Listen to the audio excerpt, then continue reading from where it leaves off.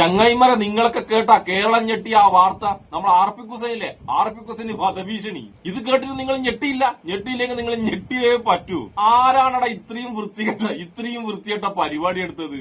ഇതിലും നല്ലയുണ്ടല്ല കക്കൂസ് പൊളിച്ച് ജയിലിൽ പോകുന്നത്. അതാണ് ആർപി കുസൈന് വധഭീഷണി മുഴക്കുന്നതിനും കാട്ടി നല്ല പണി. ഈ അടുത്ത കാലത്തുണ്ടല്ലോ വീഡിയോക്ക് റീച്ച് കുറയുമ്പോ കുറെ ആൾക്കാർ പുതിയതായിട്ട് കണ്ടുപിടിച്ചൊരു മാർഗമാണ് ഇമെയിലിൽ വധഭീഷണി വരുത്തുക. ഇതേ പരിപാടി ഉണ്ടല്ലോ നമ്മൾ ആർപി കുസൈന്റെ ശിഷ്യനില്ലേ, നമ്മളെ ഫസൽക്കാരാട്ട് ഒരാഴ്ച മുന്നേ എടുത്തതാണ്. ഇതേ തിരക്കഥ തന്നെ ആർപി കുസൈന് തിരക്കഥയൊക്കെ ഒന്ന് മാറ്റി പിടിച്ചൂടെ? നിങ്ങൾ വിശ്വസിക്കുന്ന സംഖ്യകൾ ഇത്രമാത്രം പൊട്ടന്മാരാന്ന് വെച്ചിട്ട് എന്നാൽ അവരിങ്ങനെ പറ്റിക്കാൻ വേണ്ട. അവര് നിങ്ങൾ എത്രമാത്രം വിശ്വസിക്കുന്നു, എത്രമാത്രം സ്നേഹിക്കുന്നു. കുറച്ച് റീച്ച് കുറച്ചിട്ടുണ്ടെങ്കിൽ നിങ്ങൾ അവരോട് പറഞ്ഞൂടെ, നമ്മളെ റീച്ച് ഒന്ന് കൂട്ടിത്താന്ന് അങ്ങ് പറഞ്ഞാൽ പോരെ. എല്ലാണ്ട് അവരെ പറ്റിക്കാൻ വേണ്ടിട്ട് നിങ്ങൾ തന്നെ സ്വയം ഭീഷണി സന്ദേശം അയക്കുക, എന്നിട്ട് നിങ്ങൾ തന്നെ ഞെട്ടുക, കൂടെ സംഖ്യകളെ കൂടി ഞെട്ടുക, എന്നിട്ട് കേരളത്തോട് മൊത്തം ഒന്ന് ഞെട്ട് എന്ന് പറയുക. എങ്ങനെ പറ്റുന്നു ആർപിക്ക് നിന്നെ കൊണ്ട് ഇതൊക്കെ? എന്തായാലും നമുക്ക് സ്വയം ഭീഷണി സന്ദേശം അയച്ചിട്ട് സ്വയം ഞെട്ടി ആർപി കുസൈൻ ഇതുമായി ബന്ധപ്പെട്ട് എന്താണ് പറയുന്നത് കേട്ടിട്ട് വന്നാലോ? നമുക്കറിയാം ഇവിടെ ഇറാനിൽ നടന്നുകൊണ്ടിരിക്കുന്ന പ്രശ്നങ്ങളൊക്കെ നമുക്കറിയാം. അപ്പൊ അത് സംബന്ധിച്ചിട്ട് നമ്മൾ അതിന്റെ കാര്യങ്ങൾ പറയുന്നു, അതിനെക്കുറിച്ചുള്ള വിമർശനങ്ങൾ നമ്മൾ ഉന്നയിക്കുന്നു. അത് പറയാനുള്ള അവകാശമുള്ള ഒരു രാജ്യത്തിരുന്നാണ് നമ്മളത് ചെയ്യുന്നത്. അപ്പൊ അത് ചെയ്തതിന്റെ ഭാഗമായിട്ട് നമ്മൾ ഉന്നയിച്ച വാദങ്ങൾ, അതിന്റെ മറുപടികളൊന്നും സ്വാഭാവികമായിട്ടും ഉണ്ടാവുന്നില്ല എന്നുള്ളത് നമുക്കറിയാം. പക്ഷെ അതിനുള്ള അവരുടെ കൂടെയുള്ള മറുപടി എന്ന് പറയുന്നത് വധഭീഷണിയാണ്.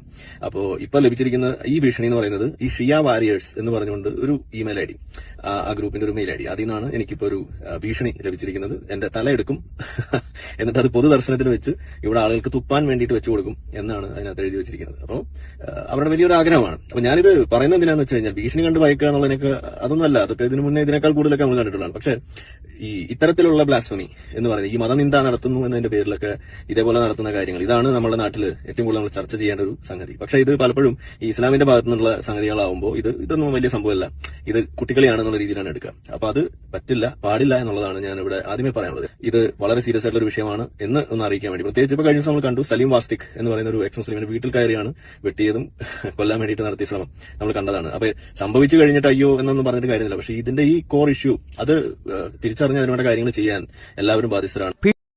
ഇത്രയും മികച്ച തിരക്കഥ എഴുതാൻ വേണ്ടി നമ്മുടെ ദൃശ്യത്തിന്റെ സംവിധായകൻ ജിത്തു ജോസഫില്ലേ, മൂപ്പറെ കൊണ്ടുപോലും ആവൂല.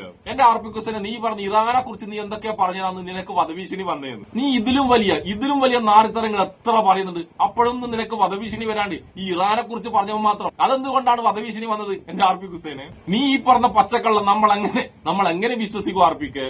ഒന്നാമത് നീ ഉണ്ടല്ലോ, സ്വന്തം മാതാവ് മരണപ്പെട്ടിട്ട് ആ മാതാവിനെ വരെ അവഹേളിച്ച ഒരു വേട്ടാവളിയാണ്. അപ്പൊ നീ ഈ പറഞ്ഞ പച്ചക്കള്ളം എങ്ങനെ നമ്മൾ വിശ്വസിക്കൂ? നീ ഇതിലും വൃത്തികെട്ട കളി കളിക്കുന്നത് നമുക്കെല്ലാം അറിയാം. പിന്നെ നീ പറഞ്ഞ ഭീഷണിക്കത്തില് നിന്റെ തല കോളാമ്പിയാക്കിയിട്ട് സുപ്പാൻ വെക്കുമെന്നാണ് നീ പറയുന്നത്. ഞാൻ ആദ്യമേ പറയട്ടെ ആർപിക്ക്, നിന്റെ ആ തിരക്കഥയിലെ ആ വരികളുണ്ടല്ല, അത് വളരെ തെറ്റായി പോയി. നിന്റെ തലയെങ്ങാൻ അങ്ങനെ സുപ്പാൻ വെച്ചിട്ടുണ്ടെങ്കിൽ അതിന്റെ അതിൽ നിന്ന് വരുന്ന നാറ്റം കൊണ്ട് ഒരാൾക്ക് അങ്ങോട്ടേക്ക് അടുക്കാൻ പറ്റുമോ ആർപിക്ക്? സുപ്പലൊക്കെ പിന്നെ അങ്ങോട്ട് പോയി നോക്കാൻ വേണ്ടി, അതിന്റെ ഭാഗത്തേക്ക് അടുക്കാൻ വേണ്ടി ഒരു മനുഷ്യന്മാരെ കൊണ്ട് പറ്റില്ല. കാരണം അത്രമാത്രം നാറ്റായിരിക്കും അതിൽ നിന്ന് വരുന്നത്. അതുകൊണ്ട് നിന്റെ തിരക്കഥയിലെ ആദ്യത്തെ തെറ്റ് അവിടെയാണ്. പിന്നെ അണ്ണൻ തന്നെ പറയുന്ന ഭീഷണി കണ്ടാലേ ഭീഷണി നമ്മൾ ആർപി കുസൈൻ പേടിക്കില്ലാന്ന് അണ്ണൻ തന്നെ പറയുന്നുണ്ട്. പിന്നെ അണ്ണൻ ഇപ്പൊ ഈ പേടിച്ചതിന്റെ കാരണം എന്താണ്? ആ കാരണം ഞാൻ പറയട്ടെ, റീച്ച് മുഖ്യം വികലേ. അണ്ണന്റെ വീഡിയോക്കൊന്നും പണ്ടത്തെ പോലെ റീച്ച് തീരെ വരുന്നില്ല. അത് മാത്രമല്ല, ഇന്നലെ ഉണ്ടല്ലോ നമ്മളെ സുനിതാ ദേവാസ് നിന്നെ എടുത്തിട്ട് അലക്കും ചെയ്ത്, അതുകൊണ്ട് റീച്ച് വളരെ കമ്മി. അപ്പൊ ഇമാതിരി പരിപാടി അത് മാത്രമേ നിനക്ക് എന്റെ രക്ഷയുള്ളൂ. അതായത് എന്തുടായ്പ കാണിച്ചിട്ടാലും റീച്ച് മുഖ്യം വികിലേ. റീച്ച് കുറഞ്ഞുള്ള മെയിൻ വിഷയം എന്താണെന്നറിയാം?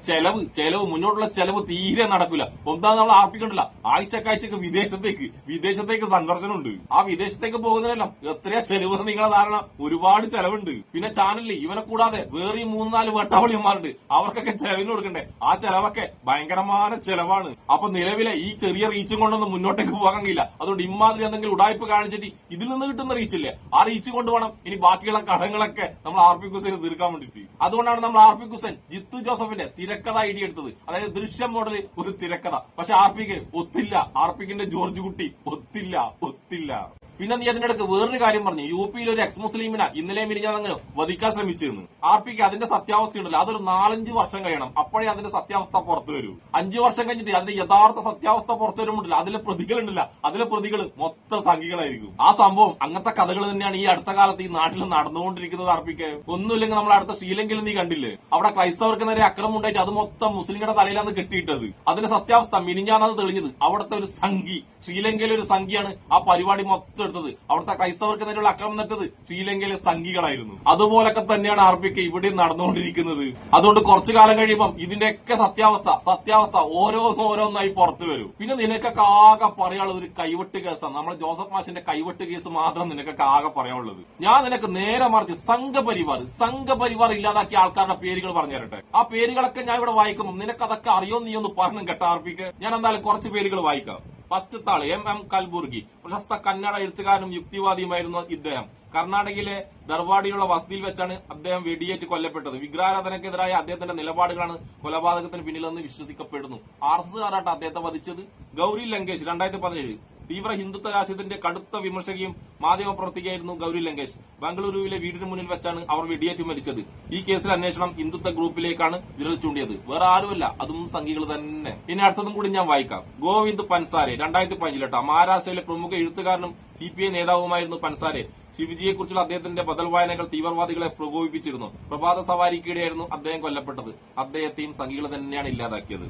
ഇനി അടുത്തത് നരേന്ദ്ര ദബോൽക്കർ 2013 അന്ധവിശ്വാസങ്ങൾക്കെതിരെ പോരാടിയ എഴുത്തുകാരനും സാമൂഹിക പ്രവർത്തനമായിരുന്നു. പൂനെയിൽ വെച്ച് പ്രഭാത സവാരിക്കിടെയാണ് ഇദ്ദേഹവും കൊല്ലപ്പെട്ടത്. ഇദ്ദേഹത്തെയും പ്രഭാത സവാരിക്കിടെ തന്നെയാണ് സംഖ്യകൾ ഇല്ലാതാക്കിയത്. ഇതിനെക്കുറിച്ചൊക്കെ, ഈ വാദത്തെക്കുറിച്ചൊക്കെ പ്രമുഖ യുക്തിവാദിയായ ആർപി ഹുസൈന്റെ അഭിപ്രായം എന്താണ്? ഒന്ന് മൊഴിയുമോ? ഒന്ന് മൊഴിഞ്ഞാലും ആർപിക്കെ. നിങ്ങൾ മൊഴിയില്ല, നിങ്ങൾ ഇപ്പോഴുണ്ടല്ല ജോസഫ് മാഷിന്റെ കൈവട്ടിന്റെ അവിടെ തന്നെ നിൽക്കേന്ന്. പക്ഷെ സംഖ്യകൾ അവിടെയൊന്നുമല്ല, സംഖ്യകൾ അവിടെ നിന്നൊക്കെ എവിടെയോ എത്തി ആർപിക്കെ. അതുകൊണ്ട് നിനക്ക് സത്യമായിട്ടാണ് ഈ ഭീഷണി സന്ദേശം വന്നിട്ടുണ്ടെങ്കിൽ നീ പേടിക്കണം. നീ ആരെ പേടിക്കണ്ടെന്നറിയാം? മുസ്ലിങ്ങളെയല്ല, സംഘികളെയാണ് നീ ഏറ്റവും കൂടുതൽ പേടിക്കേണ്ടത്. നീ എന്ന കക്കൂസ് പൊളിച്ചിട്ട് ഈ നാട്ടിൽ എന്തെങ്കിലും ഒരു നാറ്റം ഉണ്ടാക്കാൻ ആരെങ്കിലും ഉദ്ദേശിക്കുന്നുണ്ടെങ്കിൽ അത് സംഘികൾ മാത്രമാണ്. കാരണം എന്നിട്ട് അതുണ്ടല്ല മുസ്ലിങ്ങളുടെ തലയിടാൻ വേണ്ടി, ആ നാറ്റം മുസ്ലിങ്ങളുടെ തലയിടാൻ വേണ്ടി ആ സംഭവം ചെയ്യുന്നുണ്ടെങ്കിൽ സംഘികൾ മാത്രമായിരിക്കും അത്. ഇനി ഞാൻ നിനക്കണ്ടല്ല നിന്റെ ഇതേ തിരക്കഥ ഫസൽക്കാരാട്ടെന്ന വട്ടാവളിയൻ ഒരാഴ്ച മുന്നേ നടത്തിയത് ഞാൻ നിനക്ക് കാണിച്ചു തരാം. നിന്റെ അതേ തിരക്കഥ ഒരു മാറ്റമില്ല, തിരക്കഥയിലോ സംഭാഷണത്തിലോ ഒരു മാറ്റമില്ല.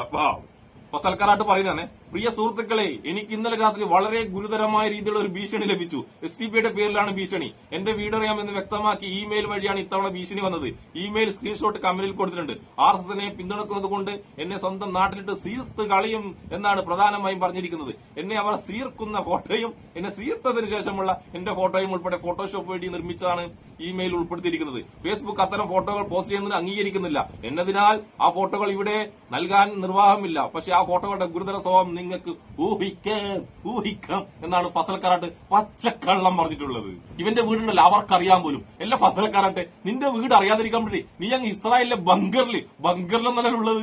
നീ എഴുതിയ തിരക്കഥയുണ്ടല്ലോ, ആർപി ഹുസൈൻ എഴുതിയില്ലേ, അതിലും വൃത്തികെട്ട തിരക്കഥയാണ് എന്റെ ഫസൽക്കാരാട്ടെ. എനിക്ക് തോന്നുന്നു നിങ്ങൾക്ക് രണ്ടാക്കുള്ള ഈ തിരക്കഥയൊക്കെ എഴുതരുത്, വേറെ ആരുമില്ല. ആരാന്നറിയാം? നമ്മളെ സന്തോഷ് പണ്ഡിറ്റാണ് ഇവർക്ക് ഈ വൃത്തികെട്ട തിരക്കഥ എഴുതി കൊടുക്കുന്ന കേട്ടാ. കാരണം അത്ര മോശം തിരക്കഥ ആ ചങ്ങന്റെ കയ്യിൽ നിന്ന് വരൂ. എന്റെ ഫസൽക്കാരാട്ടെ, റീച്ചിന് വേണ്ടി എന്തെങ്കിലും ഒരു തിരക്കഥ എഴുതുമ്പോഴില്ല, കുറച്ച് ബുദ്ധിമുട്ടുള്ള രീതിയിൽ എഴുതിക്കൂടെ? അറ്റ്ലീസ്റ്റ് നിന്റെ സംഘികളെങ്കിലും ഇത് വിശ്വസിക്കണ്ടേ? നിന്റെ മിക്കവാറും സംഘികളും ഈ തിരക്കഥ പോലും വിശ്വസിച്ചിട്ടുണ്ടെന്ന് എനിക്ക് തോന്നുന്നില്ല. അതുകൊണ്ട് കേരളത്തിലുള്ള നല്ലവരായ ജനങ്ങളെ ഇങ്ങനെയുള്ള വേട്ടവളയുമ്പോഴുണ്ടല്ലോ, റീച്ച് കുറയുമ്പോ, വരുമാനം കുറയുമ്പോ ഇതുപോലുള്ള പല പുതിയ ഉടായ്പേറ്റ് നമ്മളെടുത്തേക്ക് ഇറങ്ങും. പക്ഷെ എന്തൊക്കെ പറഞ്ഞാലും ഇതുപോലുള്ള കക്കൂസുകൾ വിളിച്ചിട്ട് കേരളത്തിലെ മുസ്ലിങ്ങൾ എന്തായാലും ജയിലിൽ പോകുന്നു ഞാൻ കരുതുന്നില്ല. ഇനി അഥവാ ആ കക്കൂസ് ആരെങ്കിലും പൊളിക്കുന്നുണ്ടെങ്കിൽ ഞാൻ നേരത്തെ പറഞ്ഞ പോലെ അത് സംഘികൾ മാത്രമായിരിക്കും. ഈ കക്കൂസ് പൊളിക്കുന്നുണ്ടെങ്കിൽ അത് സംഘികൾ മാത്രമായിരിക്കും. അപ്പോഴെന്തായാലും മികച്ച തിരക്കഥാകൃത്തായ ആർപി ഹുസൈനും എന്നെ ഇഷ്ടപ്പെടുന്ന എല്ലാവർക്കും എന്റെ ഒരു നല്ല സുലാൻ.